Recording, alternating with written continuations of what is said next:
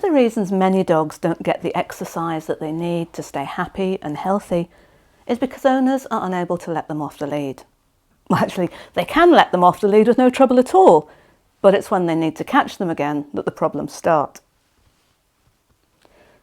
Many, if not most, behaviour problems can be lessened if a dog gets more exercise, and it certainly makes dogs easier to live with. And beyond that, a good recall could even save your dog's life. So this might be one of the most important life skills you can ever teach your dog. There's no point at all in only trying to call your dog back when you're already in the middle of the great outdoors, surrounded by other dogs, fantastic sniffs, and plenty of tempting squirrels, and your dog has already vanished off into the distance. Getting a good recall isn't as automatic as some owners seem to think. You have to start your training at home from the very start, with no distractions, long before you expect your dog to come back when you really need them to. Start by teaching a watch me in the house. This couldn't be easier, and you should start this from the very moment your dog comes home with you for the first time. Already this will mean you have more focus from your dog, and they may well be moving towards you already when they hear their name. So now you can add in a recall word to link a word to the action when they're coming towards you. No point in adding it in when they aren't coming towards you, as all that will do is teach them that come means don't come, or come eventually. Always reward them with a treat when they get to you, so they think that coming to you is always a great idea. When you're sure that your dog will come to you when you say the cue word, that can be come, here, whatever you like, you can start practicing it for real. So start slowly in the house, use a long training lead to help you, and then in the garden, until they're reliably coming to you, on lead and off lead, long before you need it in the great outdoors. And remember, always reward with a treat that you know your dog loves. And anytime you practice in a new location, start on lead first.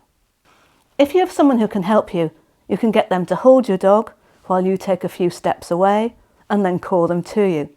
You can make this a great fun game for all the family that further reinforces your dog's recall, and you can gradually build up the distance. When you're calling your dog, your own body language is really important. Never lean forward and don't grab them when they get to you.